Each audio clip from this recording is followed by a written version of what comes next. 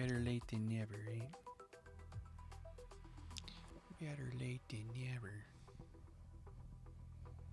Okay. Check. Check 1, 2. Should be good. Feels good. Boom, boom. That was aggressive.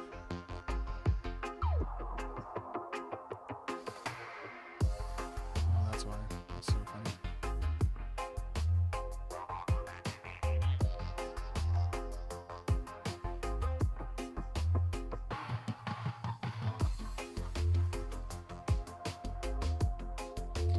All right, here we go.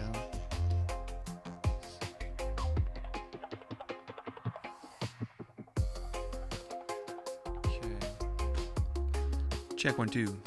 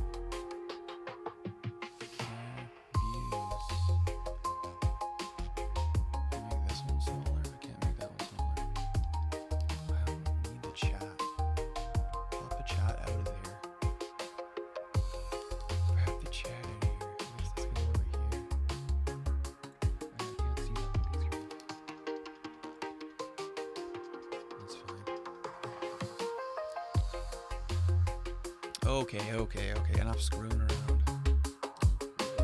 Know what I'm saying? Let's go.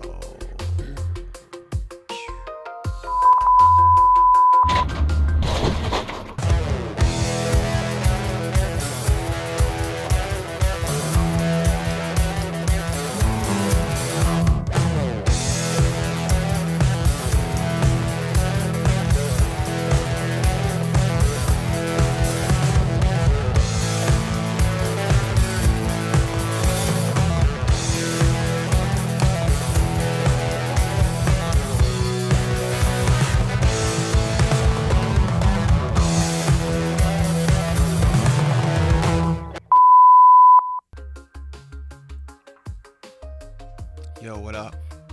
Hey, folks. Welcome back to Shirley Sound Studio. My name is Martin. You can call me Marty. This is my show, so let's go. Got AK with me today.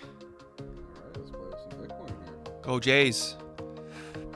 Well, let's see. Last week when we were chatting, let's move this a little bit.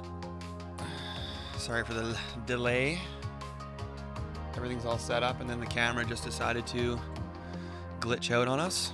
So now I got the real camera. Now you guys can see my skin. You can see all my imperfections.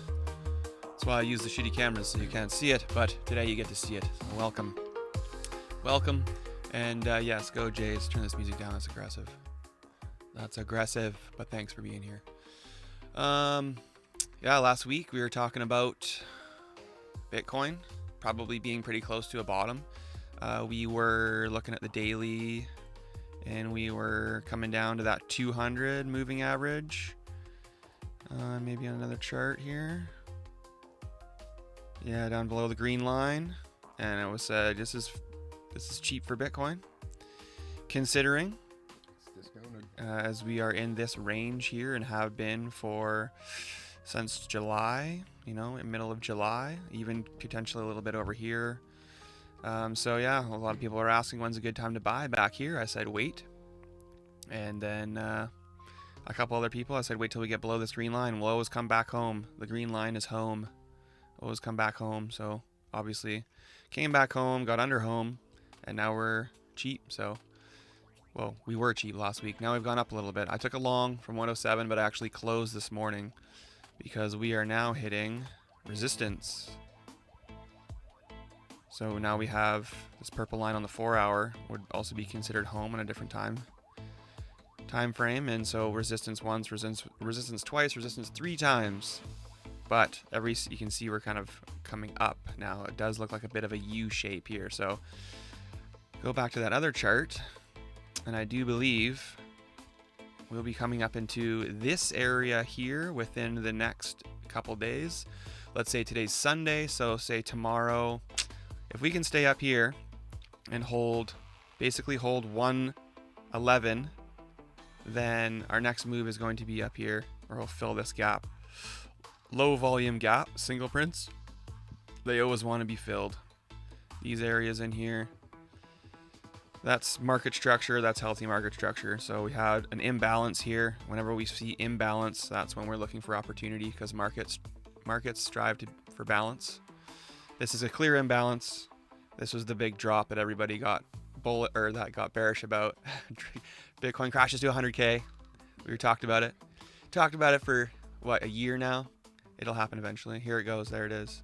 Of course, we had to get higher than 100K for it to happen, but it's just funny because It wasn't too long ago we were talking Bitcoin's gonna hit 100K. yeah, and we've held 100K for Almost a year. Yeah, for a while now. So it's pretty cool. Yeah, we would have been I guess November maybe when we broke in broke 100K. It was towards the end of last year for sure. Let's have a look on this at this chat right here. It'll tell us where's 100K. Where's 100K? So yeah, the first time we broke 100K was 24, and then we came back down. So we hit 100K as resistance back in end of 24. Then we came back down for a beautiful. Oh man, this one here, this long right here, set up my summer. Pretty much. Yeah. It was. I'm just looking at it. Was so good. I had this DCA range, then I had this long position range, and we nailed that one. That was a great one. And so we actually did break 100K, and since staying on 100K, so that was this candle here in May. So we still got a ways to go, but still. I was just thinking, yeah, we hit 100K in January. We haven't stayed above it. Right. So we stayed above it now since May. A little touch underneath right here, but that was such a good opportunity too. When we were up here, I was like, if we get below 100K again, and we're looking for more longs, and sure enough, we got another nice one here. And now basically this is what I anticipated would probably happen again. We're talking about summertime, July to September. And it's completely sideways pretty much, just bing bonging around in the range. But that's cool because that is the best trading for me personally, and for anybody who day trades, is range bound trading. It's so simple. We have our highs up here, we have our lows down here. So I marked off, I think on that other chart, I marked off highs and lows. I know it was on this chart. I marked off our highs and lows of the range, which is the green line, the yellow line, and the red line. Yellow line being the point of control where the most volume has been traded, green line being where it's cheap, and red line being where it's expensive. So obviously we buy green, sell red, and watch the POC to see how it moves throughout the range. So we can zoom in and go back to where we were before. Minimizing your losses. Exactly, right? Because if we're looking for a long trade, we want to look for a long trade at the green lines. And then if we see here, if it comes right down to these green lines, it doesn't fare too far away. Once we break the green line and become cheap, then we start to look for confirmations of strength and accumulation. What we really want to see is volume coming in, people buying. One of the best indicators to watch for strength is seeing whales soak up supply. Okay, so we want to, they accumulate and they distribute. So up here, this is clear distribution pattern. We have hammer down, hammer down, hammer down, and then we can't regain the high. We lose it, and then we retest the area, and then we lose it. So now we're hammer down, hammer up, hammer up. If we come back down in here and can't get back below this area, we're clearly going up to value area high ranges, because that's how market psychology works. That's how anything works, really. If you look at the supermarket, if the supermarket gets a ton of rice, we had a ton of rice. Well, guess what? Rice goes on sale because they need to get rid of it. They need to move it until they run out of rice, and then the price goes back up again. Now it's a limited edition. Now it's limited, and then so you're paying premium for it because there's not a lot of it, right? So in the overall grand scheme of things, we know that Bitcoin is the superior asset because of its scarcity. So we do know on a long-term basis that because of the infinite printing of the world reserve currency at the moment, any asset, whether scarce or not as scarce, will go up in price because of that. So the scarce assets are the ones you really want to be paying attention to and holding on to for future generations, or if even just for your future self, for retirement and stuff like that, depending on your age. Over 8 billion people in the world and only 21 million Bitcoin. Yeah, so it averages out to like 0.01 or 0.001 per person or something like that. And just imagine if you could, 21 million people could just hold 1 Bitcoin each. 21 million people would rule the world. Yeah, so the best case for all of us is for it to be diversified amongst as many people as possible. The money, the more people that have it, the better chance it is for all of those people. Get into it right now while there's only 1 million left. Yeah, I mean, it's funny because I actually, You only gotta buy half, maybe a when you quarter say now. right now though, you got to be a little bit more. People like if you like, people will hear that and then put their life savings into it right now.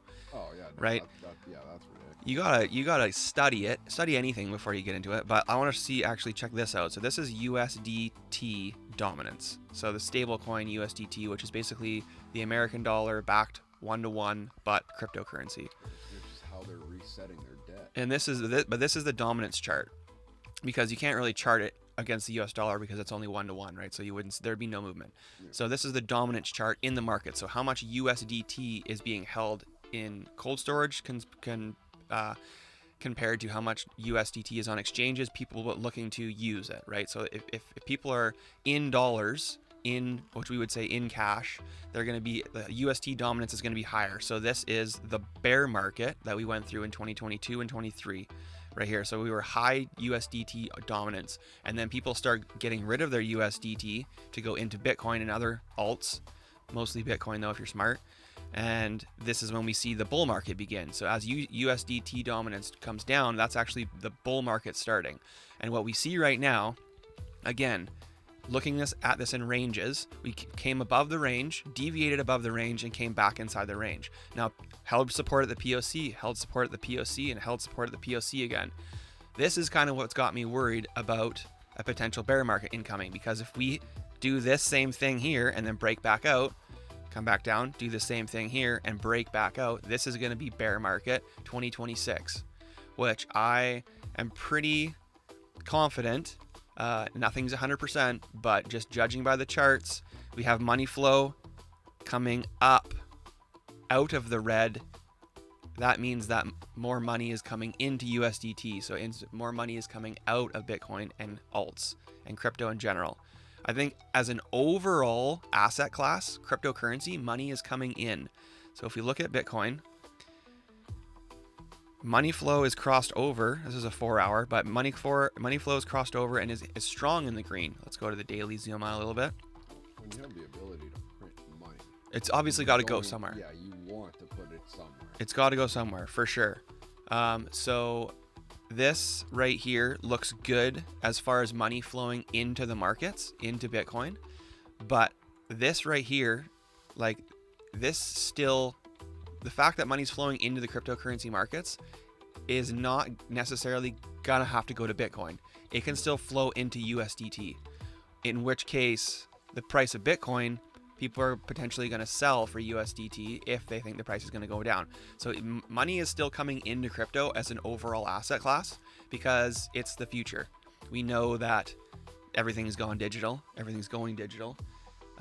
It's just going to be the monetary policy of the future. And now is your chance to get on it before it's taken over by the elites. Because once it's taken over by the elites, then they control how you use it and stuff. But they're already in it. they're in it heavily, but they're gonna still manipulate it so that it scares you out, right? Their job is to scare you, is to bore you, is to make you fear you, scare you out of the market, right? To a lot of people about this, they won't get into it because they think it's a gamble. Yeah, it's amazing when you show them something that was 10 cents one time and is now over $100,000. They think it's a gamble. So, yeah. The weird thing is, I don't know. How do you not even ask why? Well, yeah, that's the other thing. You're not asking why. Yeah. Yeah. That's the true value of Bitcoin, is understanding how why Bitcoin was even invented in the first place. Why we are where we are. Exactly. The world could be such a better place if it wasn't for the monetary policy. The monetary policy is ruining everything. This is why Everything. This is why your new truck cost you $150,000. Well, it's just making everything out of grasp, right? It's splitting. The price of a house. It's splitting wealth into complete inequality. Have major wealthy and major poor, because those who hold money, it just devalues in their hands, and they get poorer every day. And those who hold assets, it adds value, and they get richer every day. To save your money in a bank for all those years, keep it there. Saving money in a bank, get poor, basically. But as far as things go, like, wouldn't be putting all my money into Bitcoin right now. Personally, I have been taking profits. I've been quite open about it to everybody. Took profits here, took profits here, took profits in a nice short position here. So that's a 618 retracement, just in case that was. And a lot of people were thinking the same thing, so a lot of people got stopped out. Of course, take some profits on the short as you go, so that's a guaranteed winning trade. And then up here, I think I did short from up here. Yeah, that was a good one. That was a good one. Shorted from here, longed from here. Now actually looking for this area to come back in once again to see how price reacts. So this is going to be everything. We're not going to try and gamble. We don't try and predict. We can react to what we see. So we can wait. I just closed my long this morning because we were coming into resistance. It does look good, but I think this week might be a bit of a washout. I do think we're breaking out of this again. We're breaking out of another horizontal resistance line here. I think this is probably a reason for a lot of retail traders to go long, and which is why I closed my long, because I wouldn't be surprised if we do see a bit of a pump this morning or today, and then maybe tomorrow a lot of people get washed out of the market. Monday dump, and then maybe Tuesday, Wednesday, Thursday we make it back up to here. Maybe we see 120,000 again. I would say probably maybe like 119. And then everybody's going to be bullish again, right? And everyone's going to be, all-time highs are imminent. Same thing over again. Then we saw the last few times going to 250. Pumptober's finally here. With days to spare, because Halloween is on Friday. Don't forget. So that's going to be the last day of the month. Is the last day of this week, trading week, and anyways. So I expect fireworks this week. I'm probably just gonna stay out, depending on what we see. I'm waiting to see now. I've taken a couple trades the last few days. Account's looking okay. I took profits. Had to buy a new oven the other day, so I had to take profits again, because on Thanksgiving, Canadian Thanksgiving, my oven decided that was gonna be no more. No, we're not doing this anymore. So it packed it in. It was pretty funny actually. I couldn't help but laugh. I was like, really? On the day that we were just gonna run a train on you, you say no? Okay. Well, so I went and bought another oven again, right? So taking profits, and if you were always buying Bitcoin, you can always sell it whenever you need to, and exactly over time you get richer instead of getting poorer. That's all it is. It's really quite simple. But on a trading aspect, yeah, that's kind of what I'm looking for. I want to see, this is nice support down here. It made sense to go long, but it doesn't really make sense to get into another long for me, unless maybe we chop around on here, hold the other line, something like this. So this would be exactly the kind of thing I'd be looking for, is to like come down but continue to bounce and hold support here, and then maybe we'll look for a long and take it back up to here. That's just has to do with momentum's coming up, money flow's coming up. I think there is more money flowing into crypto in general, but do be aware, because I do believe this area up here is a strong sell zone, a strong take profit zone. You never sell all at once. You never buy all at once. You always DCA in and DCA out and move with the ranges, and then that's how you capitalize over time. You always have bags that you're never going to sell, because there's no point in selling them. You leave those to your children or whatever, and then like I can buy down here and sell down here in this range until we pop out. Okay, look for the next range, and then we'll buy low and sell high. Continue to do the same thing over and over again. I think at some point we will break out of this range, but if we don't break out of this, range soon, we're going into, because we got interest rates are supposed to cut, I think, this week in the States. Yeah, we have a lot of talks coming up this next week. You got trade talks, you got things that should be bullish. Yes, yeah. Right? So Like you would think. This is where you want to watch how the market's going to react this next week and then make your decision on what Yeah. you're going to do. Yeah, trading FOMC weeks is something for people who are real insiders or high risk management, because it is going to be a washing machine. It's going to try and get every position it can before it moves either up or down. This right here to me though looked really bearish. Like this quick move up, this is another this is unsustainable. So of course it comes crashing back down.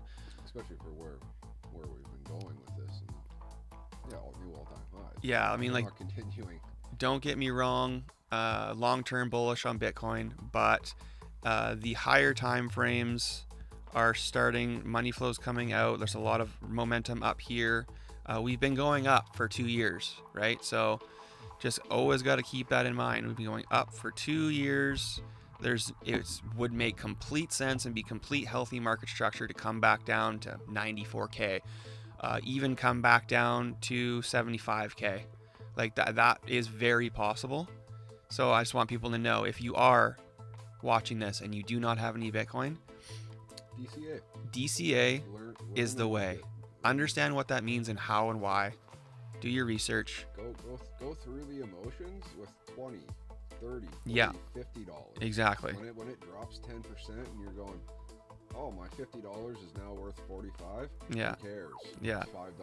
Yeah. When you start DCAing more money into it and you start seeing that. Yeah. Well, And that's a good point. Yeah, you're emotionally prepared for those $1,000 losses, those tens of thousands of dollars. Well, if you can't handle the drawdowns, you don't deserve the pumps. No. But yeah, go through the emotions with a little bit of money first. Get those 10% drop downs, those 15% drop downs. So if we dumped 40% from here, that'd be 75K. That I would not be surprised if that happened. But so get this, just like he said, if you have $50 in and it drops 10%, you now have 45. That's your chance to put another $10 in. Yeah. Then you have 55. And now you've DCA'd and you're at even. Your profits or your buying is. Well, it brings down your average price, right? So, and then it might come down another 10%, right? But then you can put another $10 in, another $10 in. And see, this is what large scale investors do. They just do it it's the same thing. It's a percentage basis. If you understand how to work anything in percentage basis, whether it's investing, business, whatever you're doing, work it on a percentage basis, and it doesn't matter. Inflation doesn't matter, because inflation is going to happen. So you can't rely on a number. Oh yeah, like anybody's doing a business. Oh, $100, $100. It's got to be percentages. That might be okay today, but that's not going to be okay in 5 years. You're going to be stretching yourself thin. Doing that for $100, whatever you're doing, it needs to be percentage basis. You understand your costs, you understand your labor, you understand your time, and your markup and your profit are all percentage based. Everything is going to continue to cost more to do business over time. So you need to understand percentage basis no matter what you're working with. Same thing goes with investing. Percentage basis, percentage basis, percentage basis. I can't say it enough. It makes it so much easier to understand, and it makes it a lot easier for you to be successful. Hands down. And it doesn't matter what happens with inflation. It doesn't matter what happens with anything else, because you have that cost, which is X, Y, Z, right? Algebra. Yep. It's simple. Right? It's simple. It just doesn't, all it is just understanding that you're going to have variable rates, and you need to understand how to adjust for a variable rate. Yeah. Do you like paying your variable mortgage rate when that goes up and down, or right? So you have to make adjustments to do so. Yeah. But the thing is that it doesn't. The point is DCA is just the safest and best way to do it over time.